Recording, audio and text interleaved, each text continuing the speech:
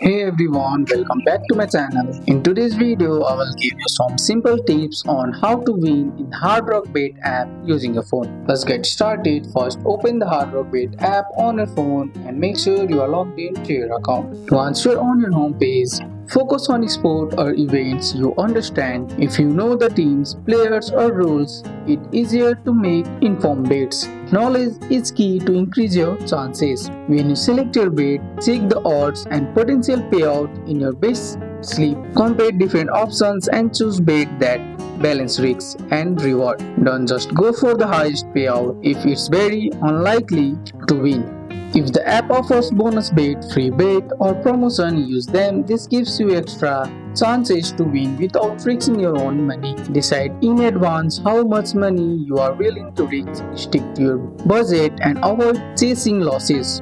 Responsible betting keeps the game fun and safe. Check your open bet and bet history regularly. Learn from past wins and losses to improve your strategy over time. And that's it. While there is no guaranteed way to win, these tips can help you bet smarter in the Hard Rock Bet app on your phone. That's all for today's video, guys. I hope you guys like this video. If you found this video helpful, drop a like, subscribe for more videos. Thanks for watching. See you in the next one.